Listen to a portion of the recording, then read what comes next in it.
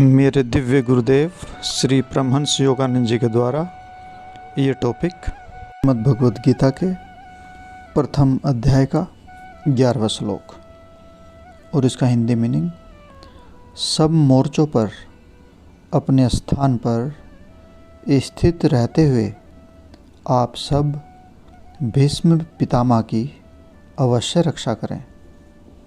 आप सब मतलब द्रोण यानी कि संस्कार तथा इंद्रिय प्रवृत्तियाँ और सहायक सहयोगियों की हमारी शेष कौरव सेना कुरुक्षेत्र के शारीरिक क्षेत्र तथा मेरुदंडीय केंद्रों के भीतरी मैदानों पर अपने अपने स्थानों में दृढ़ता से खड़े रहें और भीष्म यानी कि अहम की रक्षा करने के लिए अपनी सेनाओं को केंद्रित करे।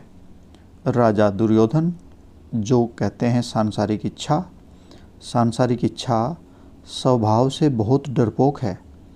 अपने राज्य के विषय में वह कभी पूर्ण रूप से विश्वस्त नहीं है।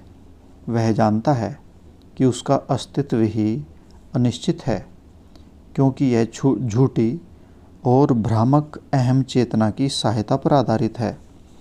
अहंकार अर्थात शरीर से एक रूप हुई चेतना कई जन्मों से आत्मा के हृदय में निवास करती आ रही है। शरीर से एक रूप होने की इस हठधर्मिता ने राजा सांसारिक इच्छा यानी कि दुर्योधन को शक्तिशाली बना दिया है तथा यह शरीर चेतना को अवश्य बनाए रखने के लिए उसे उकसाती है, क्योंकि सीमितताओं की सेना के साथ यही चेतना आत्मा को जड़ पदार्थ की बंदी बनाकर रख सकती है और रखती भी है। सांसारिक इच्छा यानी कि दुर्योधन जानता है कि यदि अहंकार चेतना एक बार ध्यान के सैनिकों के हाथों यानी कि विवेकशील बुद्धि के पुत्रों यानी कि पांडवों के पुत्रों से पूर्ण रूप से पराजित हो गई, तो आत्मा अपनी परिपूर्ण अवस्था को स्मरण कर लेगी और तब इच्छा या भ्रम की सेनाओं को पूर्ण रूप से नष्ट कर देगी। भ्रामक प्रभाव डालने तथा आत्मा की सेनाओं को पराजित करने में सांसारिक इच्छा यानी कि दुर्योधन अपने गुरु द्रोण यानी कि संस्कार से भी शक्तिशाली है। इस प्रकार दुर्योधन अपने सम्माननीय शिक्षक यानी कि द्रोण को स्वयं को भी अहंकार की रक्षा में लगाने का आदेश देने की धृष्टता करता है।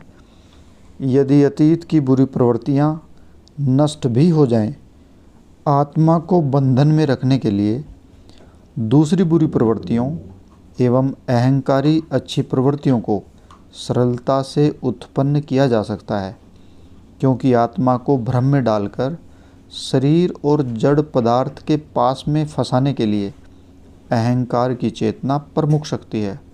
अतः दुर्योधन यानी कि सांसारिक इच्छा भीष्म अहंकार को किसी भी मूल पर बचाने की आवश्यकता पर बल देता है।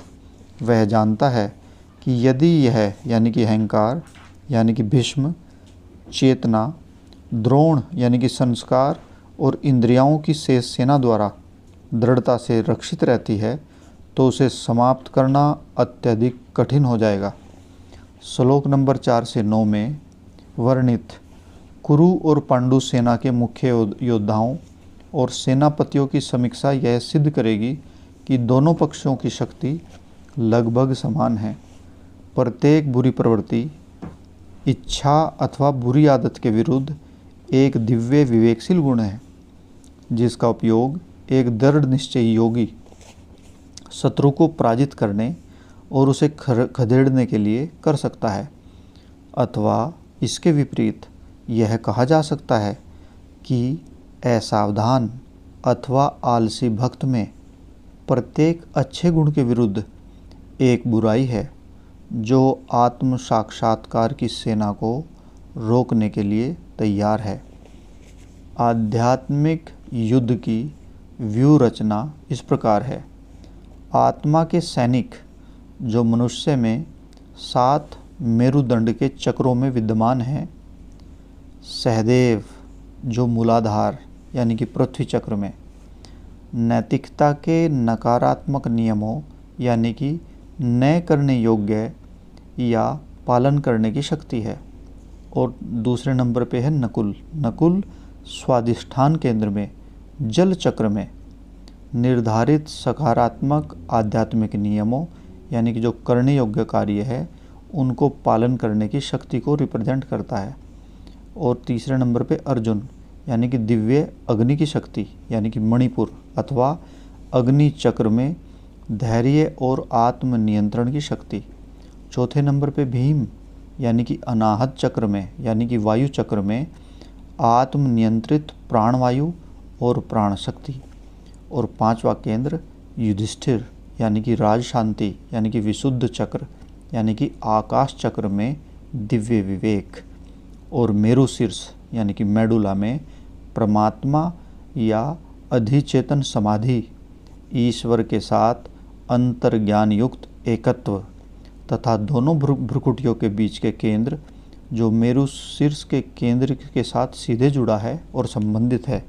और सातवां चक्र है मस्तिष्क स्थित सहस्त्रार सहस्त्रदल कमल में विशुद्ध ब्रह्म। इन्हें सहायता देने वाले आध्यात्मिक योद्धाओं का वर्णन श्लोक 4 से 6 में दिया गया है। क्या क्या है? युयुधान यानी कि दिव्य भक्ति यानी कि श्रद्धा, उत्तम मोजस यानी कि ओजस्वी ब्रह्मचर्य वीर्य, चेकितान दिव्य स्मरण शक्ति, विराट यानी कि समाधि, काशीराज यानी कि विवेकशील बुद्धि, द्रुपद यानी कि तीव्र वैराग्य, धृष्टकेतु यानी कि प्रतिरोध करने की मानसिक शक्ति यम, शैब्य अनुपालन करने की मानसिक शक्ति यानी कि नियम, कुंती भोज सही आसन, युधाभिमन्यु प्राण शक्ति पर नियंत्रण यानी कि प्राणायाम, पुरुजित यानी कि प्रत्याहार, अभिमन्यु आत्म नियंत्रण यानी कि संयम, धारणा ध्यान और समाधि को रिप्रेजेंट करता है। और द्रौपदे यानी कि 5 मेरुदंडीय चक्रों में प्रकट आध्यात्मिक स्पंदन। किसके स्पंदन? प्रकाश तथा ध्वनियों के, जो ध्यान का केंद्र बिंदु है। महाभारत में वर्णन है कि पांडव सेना की टुकड़ियां पूर्व अभिमुख थी। पूर्व का अर्थ है ज्ञान। शरीर या कुरुक्षेत्र के मैदान में पूर्व यानी कि भीतर में सर्वदृशी दिव्य नेत्र में है। बुराई अथवा कौरवों की ओर का युद्ध का जो मोर्चा है वो पश्चिम की ओर है, अर्थात बाहर की ओर यानी कि इंद्रियों की ओर। निचले मेरुदंडीय चक्रों में स्थित 3 पांडवों की सेनाओं के साथ राजा सांसारिक इच्छा यानी कि युधिष्ठिर के सैनिक मूलाधार, स्वादिष्ठान और मणिपुर के चक्रों में रहते हैं, जो शरीर से एक रूप संवेदी कार्य का नियंत्रण करते हैं। साथ ही ये संपूर्ण त्वचा की सतह पर और अहंकार द्वारा नियंत्रित इंद्रियाएं और भौतिक मस्तिष्क एवं मेरुदंडीय नाड़ी जाल की तंत्रिकाओं में संबंधित शक्तियों के सुदृढ़ गढ़ों का नियंत्रण करते हैं। एक गहरी आध्यात्मिक व्याख्या के अनुसार यह कहा जा सकता है कि मेरु शीर्ष और 5 मेरुदंडीय चक्रों में पांडव शक्तियाँ को कौरवों की बुरी शक्तियों के साथ सीधा सीधा सामना उन्हीं 6 चक्रों में करना पड़ता है। प्रत्येक चक्र का एक आध्यात्मिक और एक स्थूल कार्य है। जैसे मणिपुर चक्र में अर्जुन के उदाहरण के रूप में बताया गया था, संपूर्ण सृष्टि एवं सृजनात्मक शक्तियाँ ब्रह्म से ही निकलती हैं। मानव शरीर के सूक्ष्म जगत में ब्रह्म और इसका प्रतिबिंब यानी कि आत्मा मस्तिष्क के उच्चतम आध्यात्मिक चक्रों में विराजमान है। प्राण और चेतना के छोटे केंद्र मेरु शीर्ष और मेरुदंडीय चक्रों में हैं। सृजनात्मक सिद्धांतों की प्रक्रिया से भौतिक शरीर और मानव चेतना उत्पन्न होते हैं। जब अहंकार और उसके समर्थक यानी कि भ्रम, अज्ञानता, आसक्तियाँ, इच्छाएं, आदतें, इंद्रियां ये सभी ब्रह्म से समसवर सृजनात्मक शक्तियों और चेतना को बाहर की ओर खींचते हैं। तब मनुष्य स्थूलता के साथ, भौतिक शरीर के साथ एक रूप हो जाता है और वह इसे सामान्य वास्तविकता समझता है। एक द्वंद्व स्थापित हो जाता है। इंद्रियासक्त मन और अहंकार का नकारात्मक खिंचाव प्राण धाराओं और प्रत्यक्ष बोध को बाहर की ओर, पदार्थ की ओर और उसके साथ एक रूपता की ओर मोड़ता है तथा शुद्ध विवेकशील प्रज्ञा ज्ञान जो सत्य को प्रकट करती है, इसके माध्यम से आत्मा का सकारात्मक खिंचाव, जिसके द्वारा चेतना और प्राण शक्ति आत्मा और परमात्मा के साथ अंतर संपर्क में रखी जाती हैं। जब जागृत होता योगी उचित कार्य और ध्यान के अभ्यास के द्वारा अपनी दिव्य चेतना की स्वाभाविक अवस्था को पुनः प्राप्त करने की चेष्टा करता है, तो उन्नति के प्रत्येक बिंदु पर वह कौरव सेना के एक नकारात्मक विरोधी को पाता है।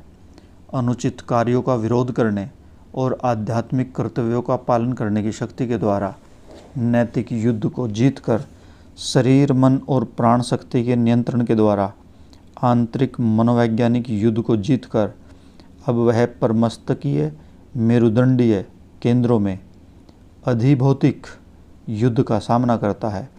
जैसी वह अपनी चेतना को चक्रों में से ऊपर उठाकर ब्रह्म की ओर ले जाने की चेष्टा करता है, उसे शरीरबद्ध शक्तियाँ और आसक्तियों से कड़ा विरोध मिलता है। चक्रों के दिव्य पांडव गुणों, चक्रों में दिव्य पांडव गुणों के विरुद्ध युद्ध को भड़काने वाला काम के रूप में, यानी कि दुर्योधन सांसारिक काम या इच्छा, मूलाधार में जो बाहर की ओर जाता है, प्राण शक्ति और चेतना को एक शक्तिशाली मुख्य मार्ग है और कामुक इंद्रिय वासनाओं का पोषण करता है तथा स्थूल अहंभाव एवं सांसारिकता उत्पन्न करता है। दुर्योधन का अस्तित्व मेरु शीर्ष केंद्र में स्थित भीष्म अहंकार, द्रोण संस्कार तथा कृपाचार्य अविद्या के समर्थन पर निर्भर करता है। इस केंद्र की आध्यात्मिक चेतना जब अंतर्मुखी होती है तो यह आत्मा की अधिचेतना होती है। बहिर्मुखी होने पर यह छद्म आत्मा यानी कि अहंकार और उसकी प्रवृत्तियां बन जाती है। यही कारण है इस श्लोक में दुर्योधन सभी कौरव सेनाओं को अपनी संपूर्ण शक्ति के साथ अहंकार यानी कि भीष्म की रक्षा करने का आह्वान करता है। चेतना को इस चक्र तक पहुंचकर भीतर आत्मा और परमात्मा की ओर नहीं मुड़ने देना चाहिए। इस लक्ष्य से शेष कौरव सेना को मेरुदंडीय चक्रों में विभिन्न मोर्चों पर जागृत होने का आह्वान किया जाता है, जिससे वे उसके पांडव शक्तियों का आध्यात्मिक प्रगति का विरोध करें। स्वाधिष्ठान चक्र में कठिनता से नियंत्रित क्रोध के रूप में दुशासन तथा मृत्यु के भय अभिनिवेश के रूप में जयद्रथ, मणिपुर चक्र में सांसारिक कार्यों का राग के रूप में कर्ण और अप्रियता से द्वेष के रूप में विकर्ण। कर्ण और विकर्ण दोनों मिलकर यानी कि पसंद और नापसंद लोभ को उत्पन्न करते हैं। मोह माया से आसक्ति के रूप में शकुनी अनाहत चक्र में रहता है। मद के रूप में शल्य विशुद्ध चक्र में रहता है। मेरु शीर्ष में भीष्म, द्रोण, कृपाचार्य से मूलाधार में दुर्योधन तक 6 सूक्ष्म परमस्तकीय मेरुदंडीय केंद्रों में कौरव सेना के सहायक एवं दृढ़ता से आरोपित शेष योद्धा है। कौन कौन? कृतवर्मा ईर्षा, सांसारिक आसक्ति, मात्सर्य यानी कि भूरिशर्वा सांसारिक कार्य से बांधने वाला प्रभाव यानी कर्म, द्रोणपुत अश्वत्थामा निहित इच्छा या आशय या वासना को रिप्रेजेंट करता है तथा इसके अतिरिक्त इंद्रिया सेना के सभी मुख्य और गौण योद्धा। इन दो विरोधी सेनाओं और समान रूप से शक्तिशाली, क्योंकि ये एक के पश्चात एक वे शरीर के राज्य पर शासन करते हैं, परंतु योगी इस ज्ञान से शक्ति और धैर्य प्राप्त करता है कि निश्चय ही अंतिम जीत सद्गुण की ही होगी।